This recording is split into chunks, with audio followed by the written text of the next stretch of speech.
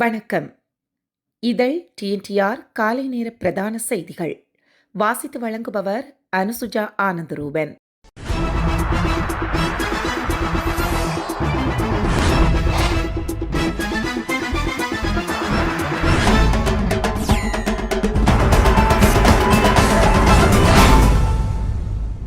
தமிழக சட்டமன்ற தேர்தல் 2026க்கான வாக்கெண்ணிக்கையில் ஒட்டுமொத்த மாநிலத்தையும் அதிர வைக்கும் முடிவுகள் வெளியாகியுள்ளன.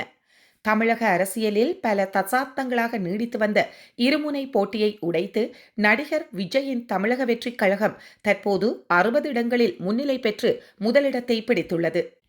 இந்த திடீர் மாற்றத்தால் ஆளுங்கட்சியான திமுக 51 இடங்களில் முன்னிலை பெற்று 2ஆம் இடத்துக்கு தள்ளப்பட்டுள்ளது. பிரதான எதிர்க்கட்சியான அதிமுக 39 இடங்களுடன் 3ஆம் இடத்தில் உள்ளது. அரசு ஊழியர்கள், ஆசிரியர்கள் மற்றும் காவல்துறையினரின் வாக்குகள் அடங்கிய தபால் வாக்குகளில் ஒரு புதிய கட்சி இவ்வளவு பெரிய முன்னிலையை பெறுவது இதுவே முதன்முறையாகும். தவேகவின் இந்த அசுர வளர்ச்சி குறிப்பாக நட்சத்திர தொகுதிகளில் அமைச்சர்கள் மற்றும் முன்னணி தலைவர்களின் பின்னடைவு ஆகியவை தமிழக அரசியலில் ஒரு புதிய சகாப்தம் தொடங்கியுள்ளதை காட்டுகின்றன. மாற்றத்தை விரும்பும் வாக்காளர்களின் முதல் தேர்வாக தவேக உருவெடுத்துள்ளதை இந்த தரவுகள் உறுதிப்படுத்துகின்றன. தவேக தனது முன்னிலையை இறுதி வரை தக்க வைக்குமா அல்லது திராவிட கட்சிகள் மீண்டும் எழுச்சி பெறுமா என்பதை அறிய ஒட்டுமொத்த தமிழகமும் ஆவலுடன் காத்திருக்கிறது.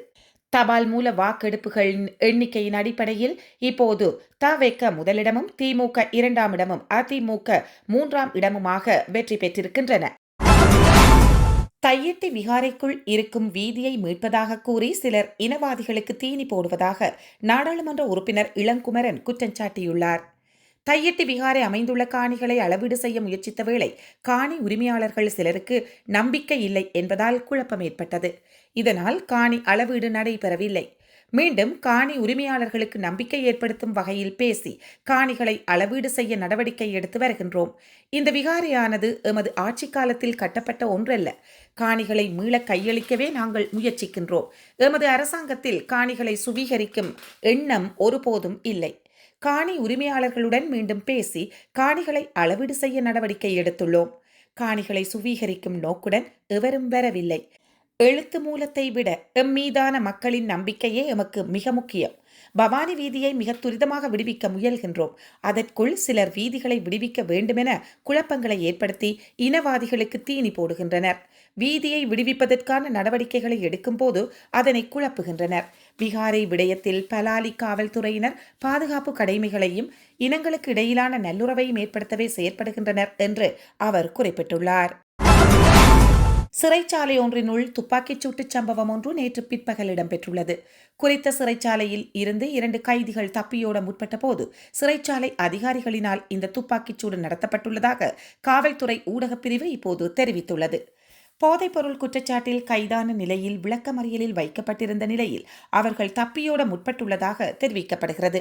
இதன்போது சிறைச்சாலை அதிகாரிகளால் நடத்தப்பட்ட இந்த துப்பாக்கிச் சூட்டில் கைதி ஒருவரின் தோள்பட்டையில் காயம் ஏற்பட்டுள்ளதாக குறிப்பிடப்படுகின்றது. காயமடைந்த நபர் சிகிச்சைகளுக்காக காலி கராப்பிட்டிய வைத்தியசாலையில் அனுமதிக்கப்பட்டுள்ளார்.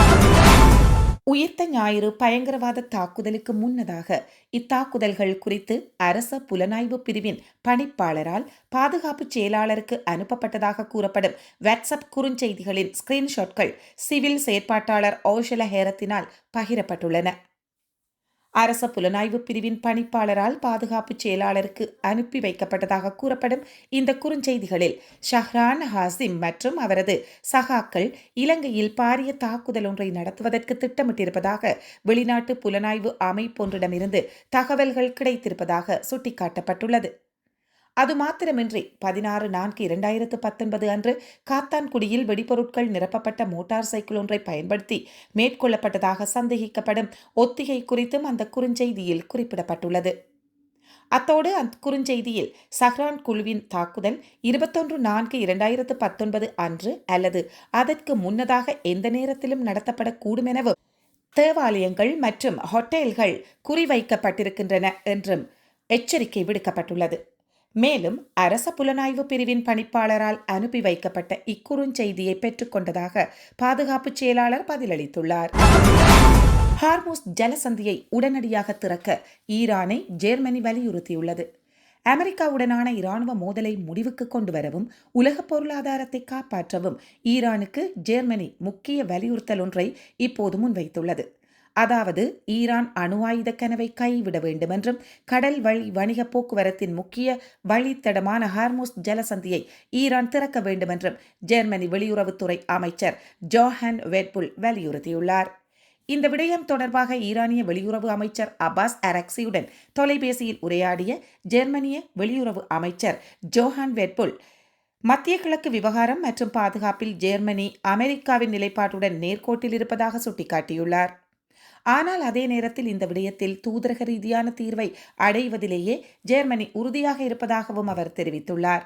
அத்துடன் தற்போது நடைபெற்று வரும் பேச்சுவார்த்தையும் அடிப்படை அளவுகோலாக அமெரிக்க வெளியுறவுச் செயலர் மார்க்கோ ரூபியோவின் கோரிக்கையையே வெட்புல்லும் குறிப்பிட்டுள்ளார் என்பது இங்கே குறிப்பிடத்தக்கது. இவை இன்றைய இதழ் TNTR காலை நேர பிரதான செய்திகள். மீண்டும் நமது செய்திகளை நேயர்கள் மாலை கேட்கலாம். நன்றி, வணக்கம்.